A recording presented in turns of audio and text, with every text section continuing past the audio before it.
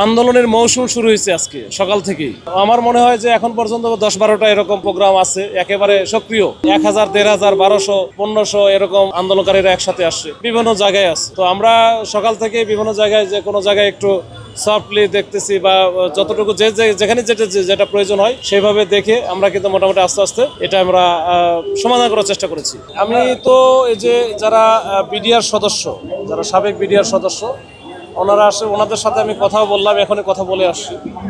তো ওনারা মনে হয় প্রায় ঘন্টাখানিকের মতো এখানে অবস্থান করতেছেন। আমাদের বিকল্প পরের রাস্তা যেটা আরেকটা যেটা আছে, যেটা সচিবালয় থেকে বের হওয়ার রাস্তা, ওটা খোলা আছে।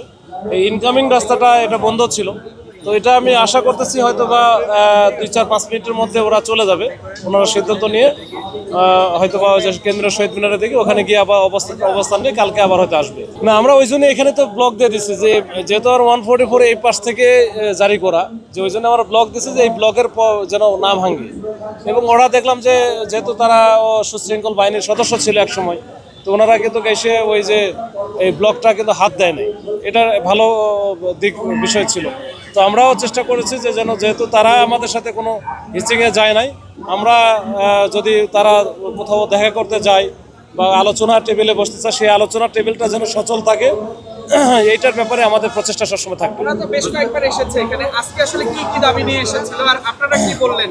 ওনাদের দাবি আমার কাছে মনে হচ্ছে 3টা দাবির আমি একটা ওদের স্মারকলিপি টাইপের ওটা পাইছিলাম। মূল দাবিটাই হচ্ছে যে তাদের চাকরিতে পুনর্বহাল, বা যারা চাকরি থেকে চলে গেছে তাদের যেন রেগুলার পেনশনের যে ব্যবস্থা, এইটাই।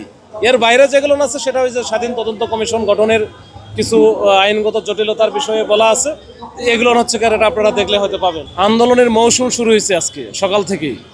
তো আমার মনে হয় যে এখন পর্যন্ত 10-12টা এরকম প্রোগ্রাম আছে, একেবারে সক্রিয়।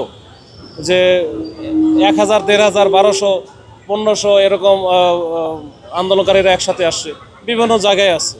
তো আমরা সকাল থেকে বিভিন্ন জায়গায়, যে কোনো জায়গায় একটু সফটলি দেখতেছি, বা যতটুকু যেখানে যেটা প্রয়োজন হয় সেইভাবে দেখে আমরা কিন্তু মোটামুটি আস্তে আস্তে এটা আমরা সমাধান করার চেষ্টা করেছি। তো এখন এইটা আছে, ওনারা চলে গেলে হয়তো আজকের দিনটা আমরা রেহাই পাবো।